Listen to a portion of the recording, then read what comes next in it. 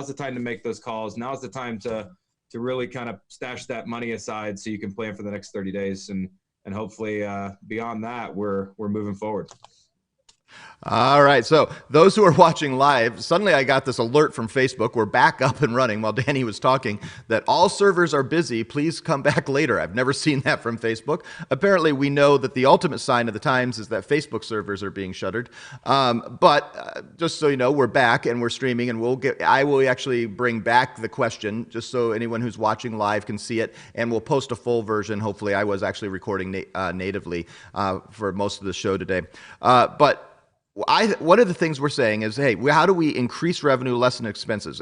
We get a chance to, in our world, most of our partners who sell with us have had a chance to realize, okay, my next disbursement of is going to be just a little bit less on the 15th, and then it's going to be a little bit less probably the next month, and then we're going to see it kind of build up, and maybe it's going to be crazy less. It depends with our partners and in life, diversity and making sure that we have, I can't think of the word because my brain got trying to problem solve. I had a key word when you take different types of investments, gentlemen, you can help me out with this, and you make sure you diversify your portfolio. Okay. So you make sure you have different types of things in your portfolio. That's true in everything in life, making sure you have income coming from different areas. At this stage, as we're looking to change things, how important is it to go look for some other ways of revenue? Even in our world where don't be all restaurants, don't be all e-commerce, don't be all one type of merchant with us, because when something happens that shutters that type of group, like restaurants have been hurt dramatically. And a lot of them have seen 50 or 60% if not, they shuttered totally down. When we diversify the money coming in, how do we do that, and how important is that? Well, Bob Kramer just answered it on Facebook. Bob, sell online ordering, right? I mean, if the majority of your portfolio are restaurants, online ordering, and for anybody who wants to know more about it, Robert Kramer, POS Pros, POSlead.com, and get a hold of Bob, and he'll fill you in on the whole thing and get you going. But you're right, Nate. I mean, unfortunately for me, my portfolio is diversified enough, I think, to where I'm going to be okay residual wise, just because I don't have a lot of those restaurants. A lot of these other businesses are still in business and they're still processing. So I feel fortunate about that. Absolutely. So let's talk about the triple P has certainly been coming up. In fact, Danny and I were emailing about it yesterday. The payment. I always keep saying payment because that's what we do. Payments. Payroll Protection Program put together in the CARES Act by our Congress, who said, hey, we want to make sure that you have the capability to pay 2.5 months of payroll of everything in your business for anyone under 100 employees in their business. And this does connect to those who are 1099 sole proprietorships, individuals who are selling. If you have a 1099 income, you can apply for this with your local bank and see up to 2.5 times of your regular pay. Now, then you have to be subsidizing and certainly contact your advisor. But Danny, I know you're talking to our partners daily. We were talking about this through email last night. When you're seeing this, considering and making sure you're maximizing all the avenues of revenue is something we talk about all the time. One of them is making sure you take advantage of things that are offered to you. Well, that's exactly right. I mean, all partners need to know. I've emailed a lot of you with even the application. I've sent a lot of you the application instructions, what you qualify for, and how to get it. We're hearing from a lot of partners, a lot of merchants, a lot of people here locally that I talk to that are getting quick responses by dealing from the local or regional banks.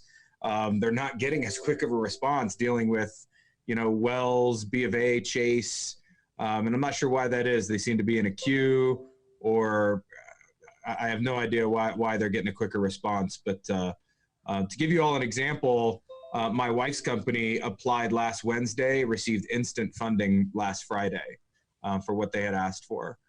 So funding is going out, and you as partners, as 1099 agents, qualify for that.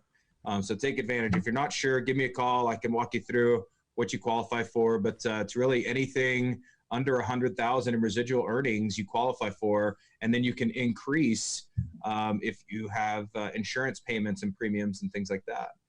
So there's actually quite a bit of relief that you qualify for as an independent agent. A lot of people didn't realize that as I started talking about it last week, thinking that you had to have employees, you had to have a payroll.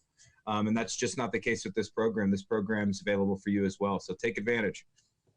Yeah. No matter where you're working or who you're working with, whether it's us or someone else, whether you're, if you're getting a W-2 or a 1099 and it's being issued to you or you're issuing it, there is a good chance that you are eligible for some of these funds. And so certainly looking at them. Now, if you're a W-2 employee of some place, it's the big company that is paying you that has to go and apply. But if you're a 1099 employee and the company you're working for is larger than an SMB, then you have the opportunity to say, hey, I'm going to have reduced income. I'm responsible for my own income, and you can apply. And talk to your banker. One of the things I was reading last night, finding banks that have 100 locations or less, which is about 30% of the banks out there, is great. And those who have been doing SBA loans for a long time but are smaller are a huge opportunity for you. So make sure you get in and jump that. Gentlemen, last question. As you're battening down the hatches, we've done that here at Paprotech. We're cutting costs, trying to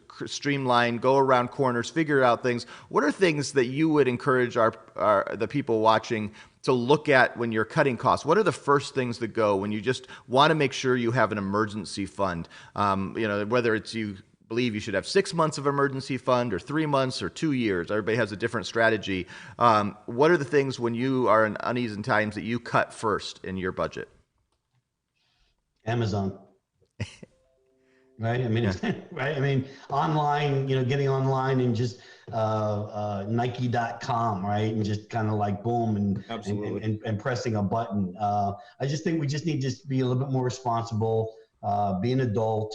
And, again, this thing came on us, pretty fast. And so a lot of us are out there are, I don't know if struggling is the right word, but we're just kind of like, flying by the seat of our pants a little bit. And I just think we need to slow down a little bit, stop the spending, see if we can, save here, save there. The ironic thing though is, on helping these local establishments with takeout orders. I've got 4 people in this house, and 2 of them are big, strong boys, and they eat a lot. And so when we do the takeout, it's not I'm not spending $40. So we've got to with that I've got to be a little bit careful, and we kind of slowed down a little bit, but I just need to be smart and just start every residual check that you get, just start sticking some money away and seeing if you can just struggle a little bit and be uncomfortable for a while. And uncomfortable, Danny and I have talked about it, it's not always a bad thing.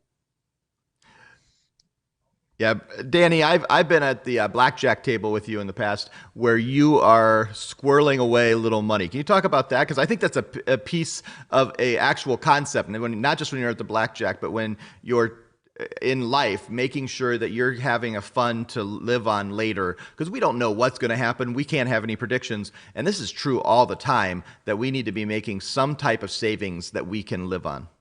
He sticks his chips in his pocket. That's what he does. I'm glad you brought that up, because that's actually that's a perfect segue for me. I call it chipmunking. I called it squirreling.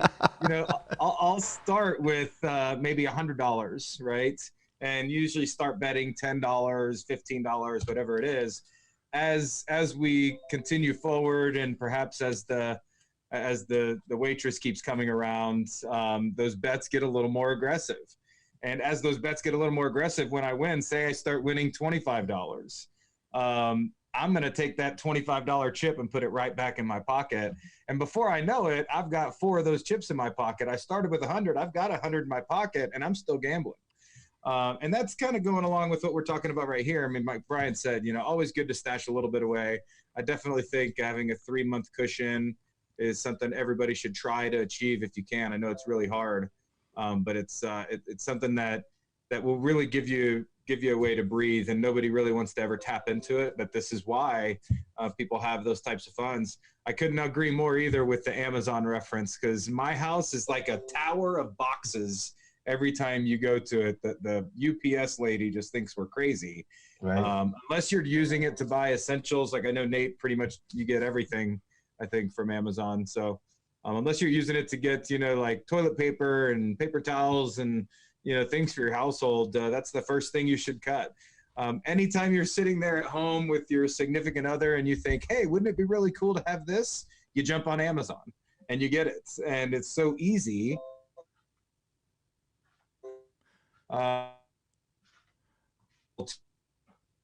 Two times, and it can hurt the pocketbook when you get the credit card statement at the end of the month. So got to cut that out.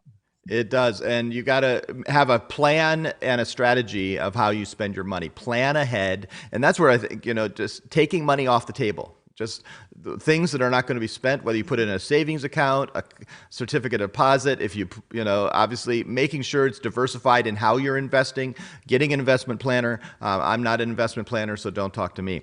Lastly, as we finish up the day today, gentlemen, I want to talk about financial services, merchant services 101. And today, let's talk about how merchants are set up in pricing. We'll give a little historic reference. I don't want to spend a lot of time on that, but every time a credit card is dipped or swiped or typed in, there is a transaction that goes on. There are fees that are taken out of that transaction, usually paid for by the merchant, now often subsidized or paid for by the customer. But there's different types of pricing structures that this merchant can be set up with. Danny, or Brian, let's let who wants to set us up a little bit for understanding. Here's what we're gonna do. All right. Okay, here's what we're gonna do. Okay, we're going to take a step back. Okay, we're going to listen to the guy who is the best in the industry at teaching and talking about this, and we're all gonna listen to what Danny Shard has to say. Danny and I have been talking recently a little bit more about pricing because he knows I struggle with it. So why don't we all just step back and listen? Not even going to take a stab at it. Okay. I took a stab at it this morning. I want to hear what you have to say. Okay. All right, Nate, can you repeat the question? Because I was so focused on listening to what Brian was going to say. I'm not sure exactly what you want me to talk about with pricing. Just a different introduction to pricing: tiered, flat rate, cash discount, and surcharge. Okay. All right. So there's a lot of different pricing structures, as they just mentioned. Most of our partners are in two of those buckets, which is Interchange Plus and flat rate pricing. Interchange Plus, I would say, is the most popular up until more recently, the flat rate pricing models that are starting to take it over because people just prefer simple. Interchange Plus is the concept of you've got interchange, which is the wholesale cost to the card brands, and the plus is the markup. That's where we make profit, right? And sometimes, or a lot of times, those margins are very tight. You're anywhere from 5-10 basis points up to 100 basis points, which is 100 basis points is 1% of a markup. So to give that some perspective, say you've got a merchant processing $10,000 in monthly volume, and they're priced at interchange plus 0.5% or 50 basis points. Well, that's $50 in profit on that volume. Then we can earn some revenue on the transaction fee, a monthly service fee if we charge that. So there's multiple revenue streams that we can make money on, but those margins are fairly tight, right? And before the things like Edge, they were getting more and more competitive, and we were fighting over pennies. It was very tough. So introducing flat rate pricing and then pairing that with the Edge cash discount program. Flat rate, you're simplifying the entire conversation. So instead of Interchange Plus, where you would approach that merchant and say, hey, you're set at 50 basis points, I'm going to put you at 30. It's an equivalent of $20 in monthly savings and things like that. Take that out of the way. You look at their entire rate, which is everything from transaction fees and interchange and markup and everything that they're paying, their total fees divided by their volume. What's that rate? So say that rate is 2.8%. If you're wanting to keep it simple, keep it clean, you can say to your merchants, look, you're on this on this cost structure that's fluctuating quite a bit for you depending on your cards. With us, I'm going to set you up at 2.7 no matter what. That's what you're going to pay, 2.7%. So you really take a lot of the fluff out of the conversation, which can make it more difficult, and simplify it. So flat rate pricing is extremely popular. And then obviously you mark that up when you're getting into the cash discounts. Tiered pricing is very unique. It's old school. It's actually what everybody was pricing on, 20 years ago or so whenever I got into the business. And it's a bucket type of system, right? So you've got 2 or 3 rates. You've got a qualified, a mid-qualified, and a non-qualified tier. And what determines that is the type of card that's being used. So you got your low-level cost cards that fall into that qualified rate that can usually be a smaller percentage. Then you've got the mid-level rewards cards that fall into that middle tier. And then you've got the high-level corporate and rewards cards that go into that non-qualified, or if they're keying in transactions, they'll fall into a higher tier as well. But it's also a simple way to explain it to a merchant. It's a bucket-based system. The max you're ever going to pay is this non-qualified. Most of your cards will fall into this qualified. So we've got, some of our best partners, Amy, Alicia, their team out at Northwest Payment Brokers. They do a ton of tiered pricing. And I joke with them all the time about it. Like, you guys are still living in the 90s, right? In the early 2000s with this pricing structure, but it works and it's still very profitable. So might be something that we see coming back, but I think flat rate pricing is going to take it over. So let's talk about, for the merchant, how this looks when they're accepting. They see just all the fees coming out of their transaction, either on a daily discount, meaning it comes out every day, or a monthly discount, meaning it comes out at the end of the month. But for them, they're paying a set of fees, the interchange fee, plus however else it's structured, either a flat rate on tiered or a total flat rate. But for the merchant, when you're explaining to a merchant what interchange is and how they're set up, how do you explain to them interchange and how all the pricing works to the merchant? Well, interchange is, there's a lot of different terms you can use. You don't want to confuse the merchant. That's the most important thing. But interchange is wholesale, right? It's the wholesale cost. It's the cost from the card brands that we have no control over. And you're kind of putting your cards on the table, or showing your hand, if you will, to the merchant. And we have a lot of partners that still do that to this day, and just are very transparent with their pricing structures. Merchants are in business. They're there to make money.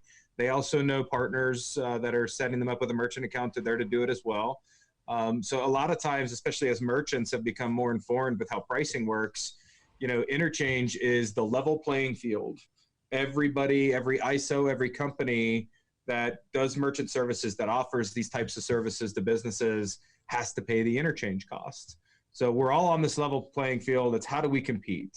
And that's where you hear often people talking about not just selling on price. Brian is one that is a huge advocate for that, by adding value, whether it's through support and service, a good pricing structure, a good solution to make their business more efficient. But the pricing, everybody's paying the same thing. So how do we compete? And we've got to put that together an entire package. But explaining it to a merchant, you've got to use terms that everybody understands. And it's wholesale pricing. It's what everybody's charged. And then we see what we can do from there. And I want to introduce just briefly what we often call edge pricing, but you'll hear it cash discount, and it's close brother surcharging. And I want to introduce, we're going to do a whole section on this later when we go in our Merchant Services 101. But one of the prices, and you mentioned this cash discount, let's talk about historically. For as long as credit cards have been, in order to receive the credit card, you have to pay a fee to the banks and to the card brand that's actually issuing the card, and a variety of other little pieces. That has always been mostly paid by the merchant. Now we're seeing the merchant say, if you want to use that card here, the customer needs to pay a little extra. Can you explain that just in the very basics, knowing that we're going to have more on that in a deeper way here soon? Well, all we're doing, I'm sorry, Dan, go ahead. Go ahead, bro. Well, no, I mean, all we're doing is just passing the fees to the customer. So we're charging the merchant X and charging the customer Y. And again, it's pennies on the dollar, really. And people tend to people tend to freak out about it, especially here in Warsaw, Indiana. We're finding it's a little bit more of a tougher sell because a lot of these restaurants just aren't willing to take a bite out of it. But the way when I talk to partners about it, I think the easiest way, if you're going to talk to a customer, hey, we were going to raise our prices anyway, and rather than do that, we're just going to go ahead and pass our fees on to you at 4%. Obviously, the prices that we were going to raise, they were going to be more than 4%.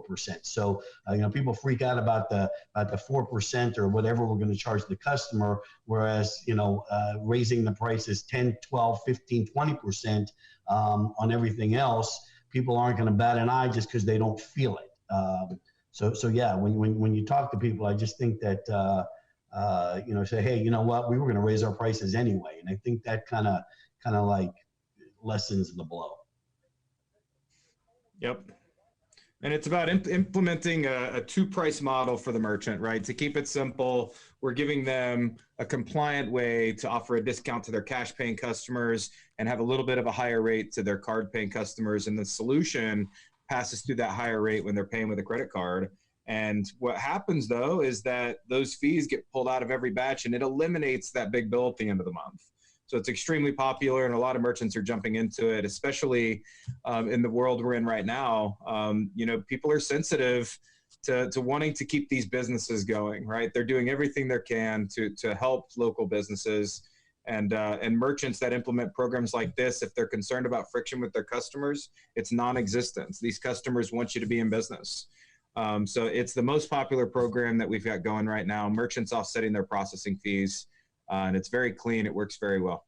The other thing is it's been an ongoing thing for a long time. I mean, every single gas station, I think, if you drive by, there's always a cash price and a credit price, right? And I don't know about. I mean, I'm sure there are people out there that pay cash for gas still, but I'm not one of them. I pull up to the pump, I stick the credit card in. I do the thing and I'm gone. So I don't even look at it. So this is something that it's not a new thing. It's just new to the industry and for people to accept. But when you go to a gas station, nobody's batting an eye. Absolutely. All right. With that, we're going to bring a little bit of a close to this. And what is that slow music? Let's get something a little more action here. All right, so we're going to close this up a little bit, but I want to give Danny and Brian the last words as Brian is getting ready to do a little exercise, a little bump and iron, get the edge going here on Tuesday morning. We've talked about all kinds of things. We've answered what basketball movie is the best ever. It's Hoosiers. Come on, just give it up. We've answered how you can understand pricing in merchant services, what you need to do to maximize what your revenue is, and even to lessen your expenses. And on that, Brian Linke has showed he's continues to be the king of trivia. Danny Shard, Brian Linke, can you tell us parting parting shards from the Shard of what we are excited about for today, Tuesday, April 14th? Well, I'm wearing a shirt right now, and I think I was going through what I was putting on this morning, and I saw this, and what it reads is it says, tomorrow belongs to those who hear it coming. And it was a quote by David Bowie, and I just think that is that rings true, especially today. So just start thinking ahead, and I think more today than ever, and just hear it coming, and we're moving forward. All right, and Danny Shard, your parting remarks and comments.